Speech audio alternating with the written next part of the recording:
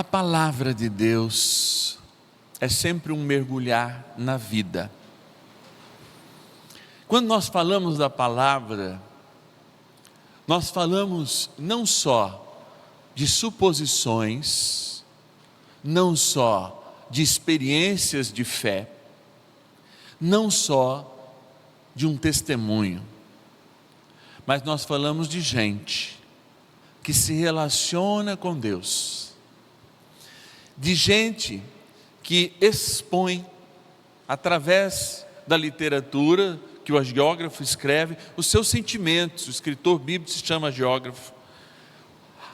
As suas dúvidas, as suas incompreensões, os seus espíritos, a sua vontade, as suas virtudes, mas também, claro, os seus defeitos, as suas fraquezas,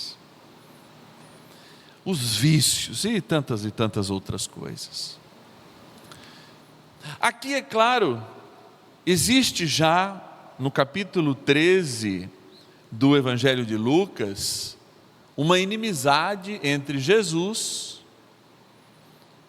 e as pessoas que, valorizando a religião, não como ela deveria ser valorizada, colocam à frente as coisas em vez das pessoas. O sábado, por exemplo, é uma suposição de um dia em que possivelmente, dentro da literatura bíblica, Deus descansou. Quem de fato me afirma que o sábado é sábado? Será que algum dia, em algum momento da história, desde que não se contava, o sábado de fato era sábado? Eu não estou colocando dúvida e nem desrespeito àqueles que respeitam os sábados, os sabatistas, ou mesmo os judeus que guardam desde o anoitecer. Mas eu estou dizendo que há uma coisa relativa à outra. A dor desta mulher era maior do que o dia de sábado. Como a tua dor é para Deus maior do que qualquer dia, do que qualquer lei. E essa é a grande beleza do Evangelho. Como, ao se colocar no centro das nossas vidas, Deus também nos coloca no centro das suas razões, ou seja, somos o objeto mais pleno do seu amor, porque ao Pai, ao amar o Cristo, e ao amar o Cristo ama a sua própria divindade, mas ama também a sua humanidade na segunda pessoa, distribui esse amor a cada um de nós. E a cruz é esse momento de experimentarmos um amor de um Deus que faz tudo, absolutamente tudo, para que você o reconheça como Deus, como teu Senhor. E é por isso que a gente diz, quando estuda teologia, que o Evangelho é personalista. Personalista não individualista, é o contrário. Porque aquele que se entende pessoa, se entende na história. Aquele que se entende pessoa, se entende parte, mas não jamais uma parte que pode ficar sem o todo, porque como vai dizer um poeta do barroco brasileiro, a parte sem o todo não é parte, mas o todo continua sendo todo, porque o todo é Deus, mas eu sou parte disso que Deus quer revelar a cada dia, e eu devo mergulhar nesse amor. E aí é interessante, que diante dos costumes religiosos, diante das necessidades do homem evoluir, eu gostaria de refletir o início do Evangelho, em vez de discutir o sábado, como nós já discutimos, mas discutir o que a palavra Espírito de fato quer dizer para esta mulher. Porque a palavra de Deus usa inúmeras vezes o Espírito para qualificar virtude. O espírito da coragem, o espírito da caridade, o espírito do vigor, não é? O espírito do caráter, ou seja, para qualificar aquilo que de fato nos torna mais próximos de Deus, imitadores, como nos pede o Salmo. Então, eu sei de espíritos que não são demônios, ou talvez possam ser criados por nós, que de fato nos deixam encurvados. Inúmeros deles. Então havia uma mulher ali, que estava com o espírito que a tornava doente. Ou seja, em vez de um espírito de força, de virtude, algo não virtuoso fazia parte da vida desta mulher, a tamanha força que a consequência desse espírito não virtuoso a encurvava e a tornava incapaz de se endireitar. Quando a gente está na direção espiritual e a pessoa vem contar a sua vida, ela conta a sua vida, a sua história, ela faz aquele breve momento também de confissão, não é? Coroando aquele momento de direção, e muitas vezes a direção, ela vai nos pedir algo novo, diferente, virtuoso. Há inúmeras coisas, por exemplo, que nos deixam encurvados. O medo, que não é uma virtude. A vergonha, que não é uma virtude. Porque o Senhor nos chama a anunciar. O Senhor nos chama a ter coragem. A tristeza é um espírito, porque a tristeza nos encurva, nos fecha e faz com que o nosso corpo reproduza o quê? Um sentimento interior. E de quem esse sentimento que encurva parece? Com Satanás. Porque o Senhor veio para endireitar. E a cruz não endireitou somente na linda postura que Cristo é representado, olhando adiante, tendo a sua cabeça caída para olhar com misericórdia para os seus filhos. Um Deus que morre por cada um de nós, para endireitar o nosso caminho e para fazer justamente com que esse caminho se tornasse virtuoso.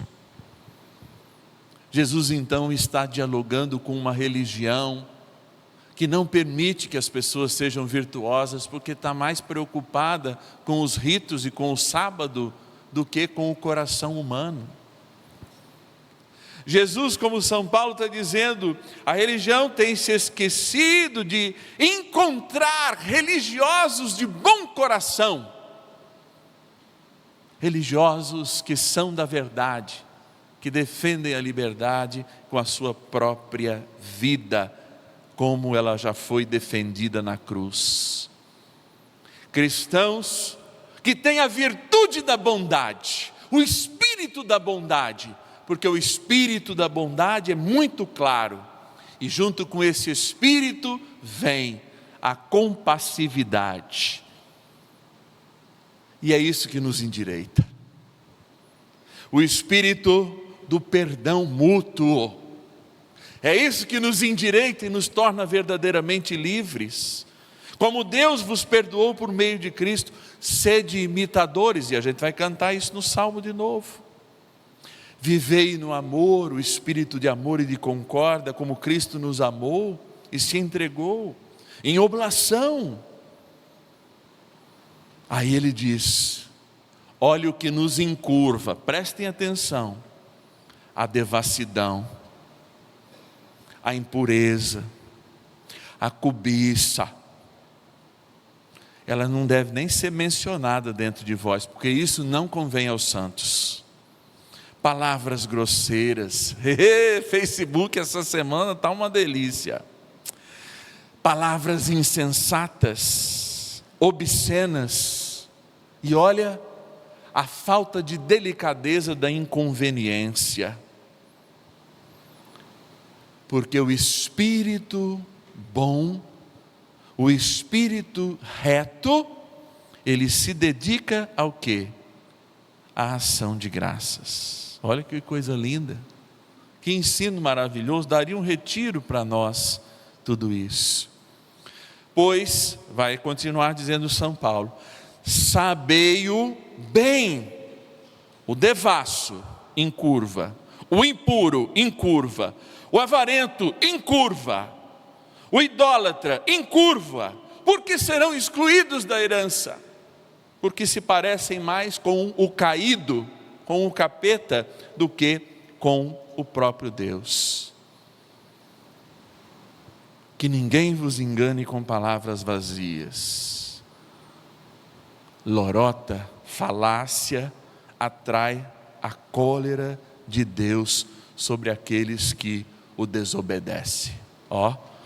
A gente encurva com o peso da cruz que já foi carregado por Cristo. Por quê?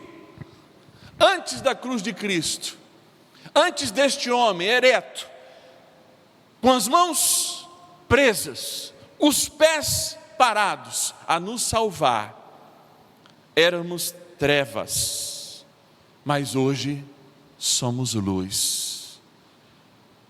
E é por isso que a palavra decreta constantemente sobre as nossas vidas um tempo novo, uma história nova. E é esse tocar de Deus que acontece hoje, quando Ele não nos toca mais apenas com a mão, mas Ele vem nos tocar de dentro para fora, porque diferente de todos os alimentos que nós comemos e passam a fazer parte do nosso corpo, quando, por exemplo, eu como uma azeitona, ela passa a fazer parte do meu corpo. Quando eu provo o corpo de Cristo, eu sou tomado de dentro para fora, para que as minhas doenças não me subjuguem mais, mas para que a cruz de Cristo me levante. E mesmo continuando a sofrer por mais todos os anos da minha vida, o meu espírito é o espírito ereto, viril, verdadeiro, que é o espírito de Cristo, que não tem manchas e que sempre nos traz uma história nova. Por isso, cada ouvir da palavra, cada experimentar a palavra é a comunhão de um novo toque. Um toque que de dentro para fora nos endireita na consciência, mas sobretudo no agir. Porque ter consciência não adianta se não há atitude. E se não há atitude, mesmo livre dos nossos pecados, pela cruz de Cristo, no atualizar na confissão sacramental, de novo o nosso espírito fraco, medroso, orgulhoso, sem perdão, de discórdia, de maledicência, de guerra, nos encurva, enquanto Cristo nos dá a vida por sua cruz. E aqui, aliás, está ela, linda imagem. É por sua cruz que verdadeiramente fomos libertos. E a palavra diz uma coisa, né, Marcos? É para ser livre que nós fomos libertos. Louvado seja nosso Senhor Jesus Cristo. Para sempre seja louvado. Este programa tem o apoio dos nossos benfeitores. Seja você também um benfeitor, evangelizando conosco. Ligue 0 Operadora 11 4200 8080.